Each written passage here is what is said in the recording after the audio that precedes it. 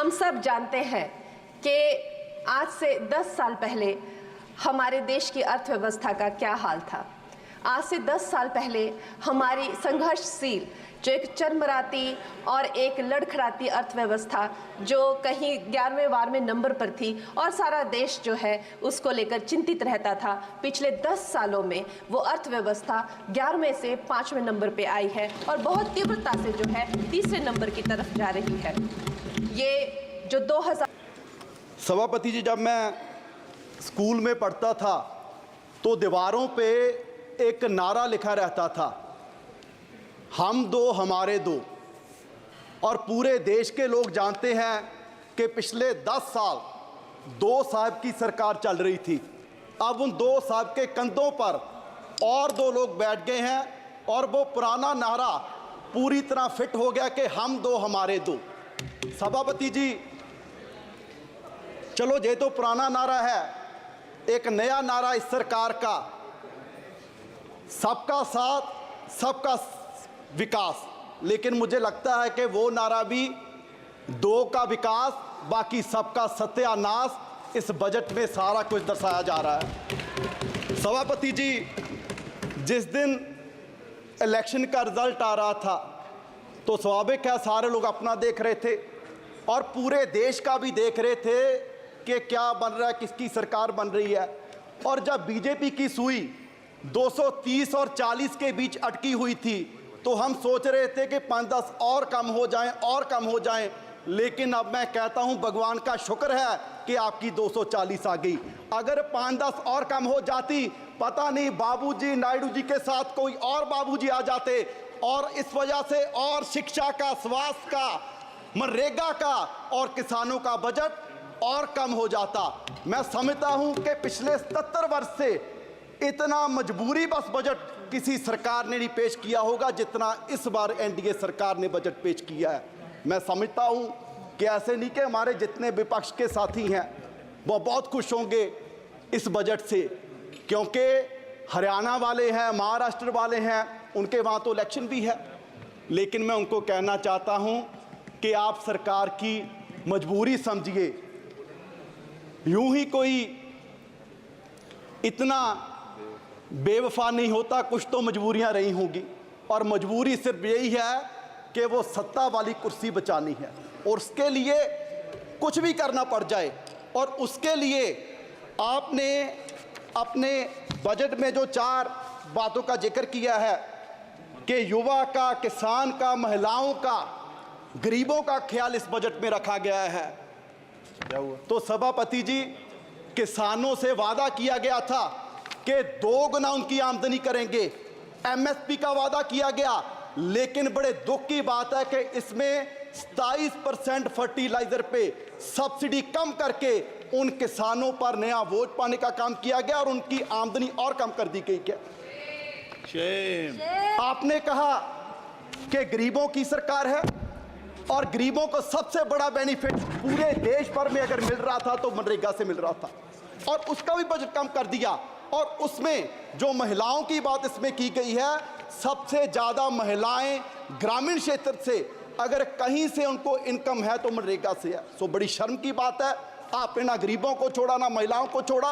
और उसके बाद युवा की बात की गई। सर, आपके ही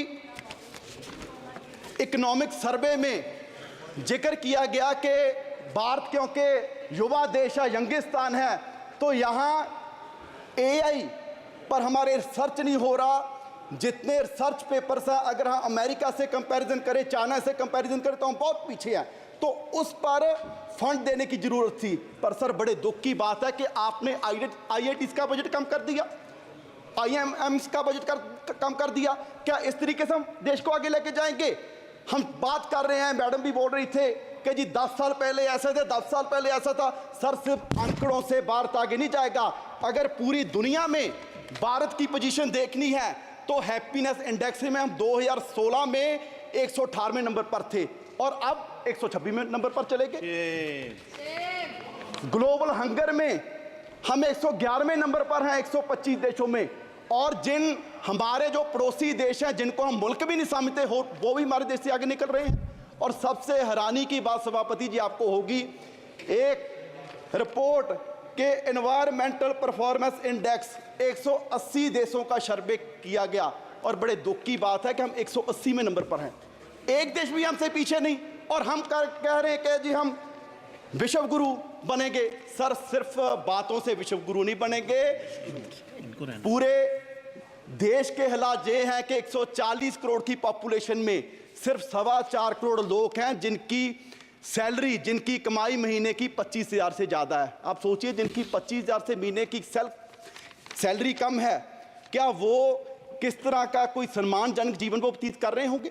यहाँ पर माननीय वित्त मंत्री जी ने बड़े गर्व से कितने बार पता नहीं कहा कि जी 85 करोड़ लोगों को हम राशन दे रहे हैं, 85 करोड़ लोगों को राशन दे रहे हैं। ये कोई गर्व की बात नहीं, मुझे लगता है कि सरकार के लिए शर्म की बात है कि पिछले 10 साल में आप 85 करोड़ लोगों को गरीबी से बाहर निकाल पाए और आप इसकी चीज को बड़े गर्व से बता रहे हैं।